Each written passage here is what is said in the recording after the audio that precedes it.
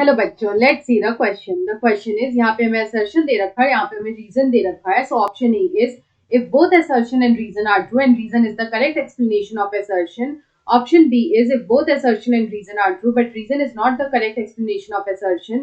Option C is, if assertion is true but reason is false. And option D is, if assertion is false but reason is true.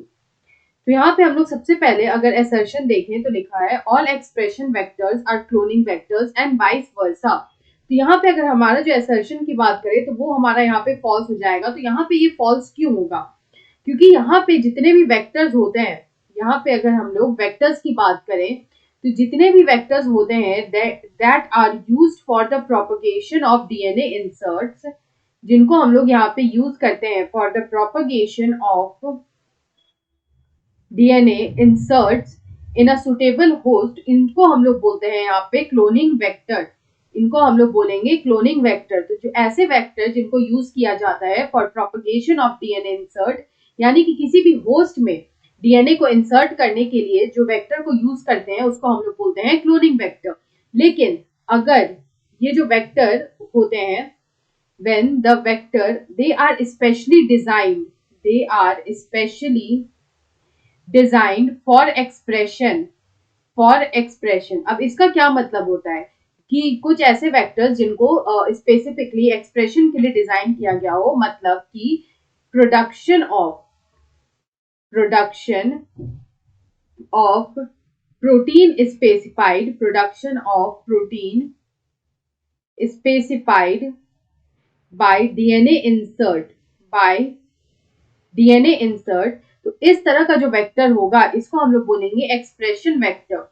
It is known as expression vector. तो ये expression vector जो होता है इसको यहाँ पे specially design किया जाता है for the production of protein specified by a DNA insert. तो यहाँ पे ये डिफरेंस होता है between cloning vector and expression vector. तो यहाँ पे जो हमारा फर्स्ट स्टेटमेंट दे रखा है कि all expression vectors are cloning vectors and vice versa, ये हमारा बिल्कुल ही गलत स्टेटमेंट है.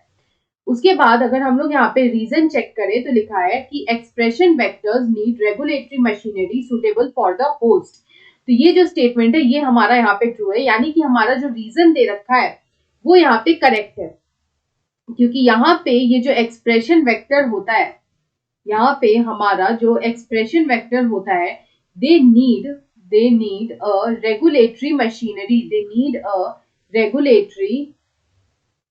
Machinery which is suitable for host. अगर हम लोग यहाँ पे एग्जाम्पल से इसको समझें तो यहाँ पे हम लोग एक एग्जाम्पल लेंगे to understand the expression vector. Suppose अगर एक यूकैरियोटिक जीन है, अगर हमारे पास एक यूकैरियोटिक जीन है और ये जो यूकैरियोटिक जीन है इसको हमें एक्सप्रेस कराना है इन प्रोकैरियोट्स. तो यहाँ पे हम लोग लिखेंगे कि ये यूकैरियोटिक जो जीन है it is to be expressed in prokaryotes. इसको हमें यहाँ पे एक्सप्रेस कराना है in prokaryotes.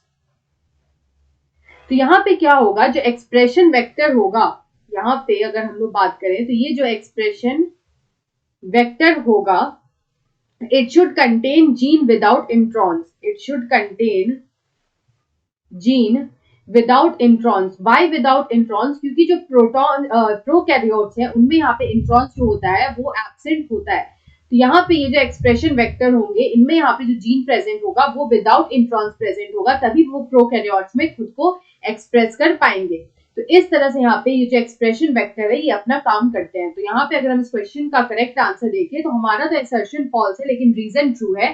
So option D में दे रखा है if assertion is false but reason is true. So option D is the right answer. I hope you understood it well. Best of luck.